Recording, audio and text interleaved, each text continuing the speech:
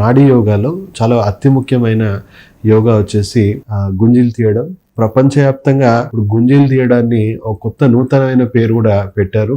అంటే western countries సంబంధించిన సైంటిస్టులు, డాక్టర్లు దీన్ని సూపర్ బ్రెయిన్ యోగా అని కూడా పరిగణనలోకి తీసుకున్నారు. సో మన గుంజీలు తీసే ఏదైతే ప్రక్రియ ఉందో మన పూర్వీకులు మనకు ఇచ్చిన చాలా గొప్ప సంపదగా మనం దీన్ని పరిగణనలో తీసుకోవాలి. ఎందుకు అనేది ఇప్పుడు మీకు అర్థమవుతుంది షార్ట్లీ. సో ఎంతో పెద్ద పెద్ద సైంటిస్టులు, ఎంతో పెద్ద పెద్ద న్యూరోబయాలజిస్టులు, డాక్టర్లు ఇప్పుడు దీన్ని సూపర్ బ్రెయిన్ యోగాగా పరిగణిస్తున్నారు. ఎందుకు అంటే మీరు ఆ గుంజీలు తీసే ప్రక్రియ ఏదైతే ఉందో, అంటే చెవు మీరు ఇలా పట్టుకుంటారు కదా, సో ఇలా పట్టుకున్నప్పుడు మీ చెవు వచ్చేసి మీ బ్రెయిన్కి సంబంధించిన ఒక రిమోట్ కంట్రోల్ పాయింట్ లాగా పనిచేస్తుందండి. సో మీరు ఇలా మీ చెవుని ఇలా లాగగానే దాని ఆపోజిట్ సైడ్ బ్రెయిన్ యాక్టివేట్ అవుతుంది. సో చెవు మీద ఎన్నో సూక్ష్మ మర్మాలు ఉన్నాయి. ఆ మర్మాలని మనం స్టిమ్యులేట్ చేయడం వల్ల మనకు ఇలా ఎన్నో ఆరోగ్య సమస్యల నుంచి కూడా మనం బయటపడే అవకాశం ఉందండి. అన్ని చెవులో ఉన్న అన్ని మర్మాలను మనం ఇలా స్టిమ్యులేట్ చేస్తుంటే దానికి సంబంధించిన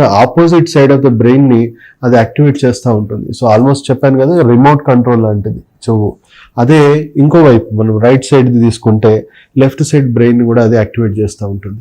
సో మనం గుంజీలు తీసేటప్పుడు ఏం చేస్తాము, ఇలా పట్టుకుంటాం.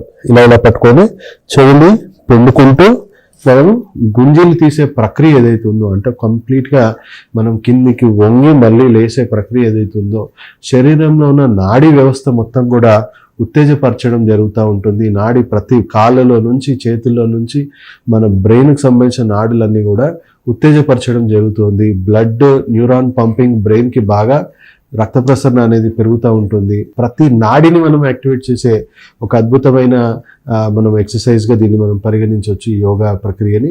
బ్రెయిన్కి సంబంధించిన ఏమైనా సమస్యలు ఉన్నా, మానసిక సమస్యలు ఉన్నా, లెఫ్ట్ బ్రెయిన్లో రైట్ బ్రెయిన్లో ఏమైనా అసమతుల్యతలు ఉంటే వాటిని కూడా కరెక్ట్ చేసుకునే అవకాశం ఉంది. మనం అంటే సైంటిస్టులు ఏం చెప్పారంటే ఆటిజం పిల్లలు అంటారు కదా, అంటే పుట్టుకతోనే మందబుద్ధితో పుట్టిన ఎంతోమంది పిల్లలకు అసలు ఆటిజం లాంటి కేసెస్లో ఎలాంటి అంటే అసలు వైద్య రంగంలోనే వాటికి ఎలాంటి వైద్యం లేదు.